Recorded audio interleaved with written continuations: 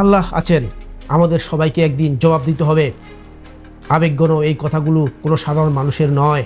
এটা বলেছেন একজন আইন প্রণেতা, একজন প্রফেসর, একজন বাবা, ডক্টর আসিফ নজরুল।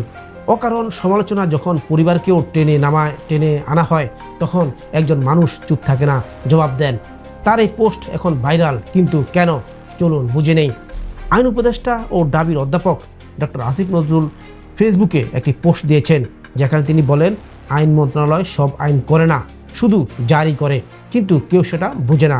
আমার পরিবারের উপরও এসেছে সমালোচনার ঝড়। সম্প্রতি মুক্তিযুদ্ধের সংজ্ঞা নিয়ে একটি অধ্যাদেশ জারি হয়, যা অনেকেই ভুলবশত ধরে নিয়েছেন এটি নাকি আইন মন্ত্রণালয়ের তৈরি। আসিফ নজরুল তা ব্যাখ্যা করে বলেন, বিভিন্ন মন্ত্রণালয় আইন তৈরি করে, আর সে আইন জারি করে আইন মন্ত্রণালয়। গ্যাজেটের শুরুতে আইন মন্ত্রণালয়ের নাম থাকলেই তারা দায়ী নয়। এটি সরকারি রুলস অব বিজনেস অনুযায়ী নির্ধারিত পদ্ধতি। তিনি বলেন, এমন অনেক শিক্ষিত মানুষও এ বিষয়ে বিভ্রান্ত এবং সেই ভুল থেকেই তার স্ত্রী ও সন্তান পর্যন্ত আক্রমণের শিকার। একজন মানুষ যখন পরিবারের নিরাপত্তা নিয়ে চিন্তিত হন, তখন তা শুধু প্রশাসনিক ভুল বুঝাবুঝির বিষয়ে থাকে না, তা হয় মানবিক সংকট। আসিফ নজরুলের প্রশ্ন তুলেছেন, সঠিক সরকারের প্রতিটি ভুলের জন্য যদি আমাকে দায়ী করেন, তাহলে ভালো কাজগুলোর ক্রেডিট আমাকেই দেবেন তো? একটি উদাহরণ টানেন তিনি, দ্রব্যমূল্য স্থির থাকলে তো আমাকে ধন্যবাদ দেন না, তাহলে সাবেক রাষ্ট্রপতির বিদেশ যাত্রায় দায় কেন আমার? এইসব প্রশ্ন আসলে বড় এক জিজ্ঞাসা তৈরি করে, আমরা কি সত্যিই বুঝে কথা বলি, নাকি আমরা কাউকে কষ্ট দিয়ে আনন্দ পাই?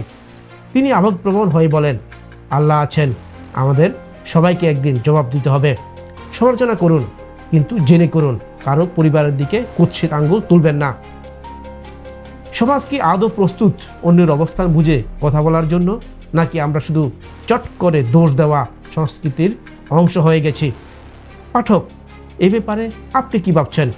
নিচে কমেন্টে লিখুন, কারণ ইতিহাস অপেক্ষা করছে আপনি কি ভাবছেন তা জানার জন্য। আমাদের ফেসবুক পেজ বা ইউটিউব চ্যানেল ফলো বা সাবস্ক্রাইব করে পাশে থাকার অনুরোধ করছি। আজ এ পর্যন্তই, ধন্যবাদ।